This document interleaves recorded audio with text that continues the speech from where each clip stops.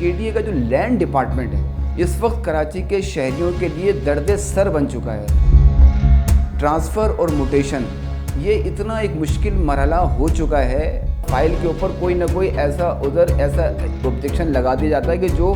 مہینوں جو ہے وہ شہری جو ہے وہ در کی ٹھوکریں کھا رہے ہیں۔ ریٹائر افسر ہے وہ فائل چیک کرتا ہے، چیک کرنے کے بعد اس کے اوپر ایک اتنی سی پرچی لگا دیتا ہے۔ وہ جب وہ پرچی جاتی ہے اور پرچی دیکھتے ہی ساتھ جو ہے وہ ڈائریکٹر لینڈ جو ہے وہ مبینہ طور کے اوپر اس پر سائن کر دیتے ہیں۔ بسم اللہ الرحمن الرحیم، میں نعیم خان زادہ، کراچی ڈیولپمنٹ اتھارٹی، ادارہ ترقیات کراچی۔ 70 اور 80 کی دہائی کے اندر یہ ادارہ ایک تعمیراتی شعبے کے نام تھا سرکاری سطح کے اوپر، اور ان کے جو رہائشی پروجیکٹس تھے اور رہائشی منصوبے جو تھے وہ اتنے قابل اعتبار تھے اور قابل اعتماد تھے کہ لوگ اس پر آنکھ بند کر جو ہے وہ بھروسہ کرتے تھے۔ لیکن اب یہ ادارہ جو ہے وہ مبینہ طور کے اوپر کرپشن کا گڑھ بن چکا ہے۔ 20-25 سال کے اندر کوئی بڑی رہائشی اسکیم جو ہے متعارف نہیں کرا سکا کے ڈی اے، لیکن اب جو کچھ لوگوں کو جو یہاں پر پرابلم ہو رہی ہے جس کی ہم نشاندہی کرنے جا رہے ہیں وہ بہت امپورٹنٹ ہے۔ ٹرانسفر اور موٹیشن یہ اتنا ایک مشکل مرحلہ ہو چکا ہے، اور اس حوالے سے ہمارے پاس جو اطلاعات آئی ہیں اور ہم نے وہاں پر جو دیکھا ہے وہ اتنی تشویشناک ہیں کہ وزارت بلدیات اور لوکل گورنمنٹ کو اس پر جو ہے وہ فوری طور کے اوپر ایکشن لینے کی ضرورت ہوگی۔ جب موٹیشن کرواتے ہیں اور یا ٹرانسفر کرواتے ہیں تو اس حوالے سے شہری مختلف ڈپارٹمنٹس کے اندر جاتے ہیں، کے ڈی اے میں، ریکوری میں، آئی ٹی ڈپارٹمنٹ کے اندر۔ جو کے ڈی اے کا جو لینڈ ڈپارٹمنٹ ہے اس وقت کراچی کے شہریوں کے لیے درد سر بن چکا ہے۔ کراچی کی جو بیشتر جو آبادیاں ہیں وہ اس کا لینڈ کنٹرول جو ہے وہ کراچی ڈیولپمنٹ اتھارٹی کے پاس ہے، لیکن وہاں پر جو ڈاکومنٹس کو چیک ہوتے ہیں، چیک ہونے کے بعد جب ڈائریکٹر لینڈ جو آصف چانڈیو صاحب ہیں ان تک پہنچتی ہے تو وہاں پر جو مشکلات، جو مسائل کا سامنا کرنا پڑ رہا ہے شہریوں کو،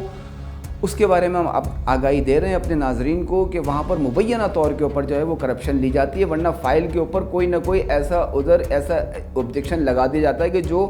مہینوں جو ہے وہ شہری جو ہے وہ در کی ٹھوکریں کھا رہے ہیں۔ 3rd فلور کے ڈی اے کا اس وقت شہریوں کے لیے عذاب بن چکا ہے۔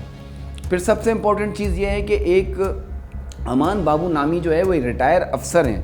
وہ فائل کو چیک کرتے ہیں۔ ابھی آپ یہ دیکھیے کہ کیا کراچی کے اندر کیا ہو رہا ہے کہ ایک جو ریٹائر افسر ہے وہ فائل چیک کرتا ہے، چیک کرنے کے بعد اس کے اوپر ایک اتنی سی پرچی لگا دیتا ہے۔ وہ پرچی لگانے کے بعد ڈائریکٹر لینڈ کے بعد جب وہ پرچی جاتی ہے اور پرچی دیکھتے ہی ساتھ جو ہے وہ ڈائریکٹر لینڈ جو ہے وہ مبینہ طور کے اوپر اس پر سائن کر دیتے ہیں۔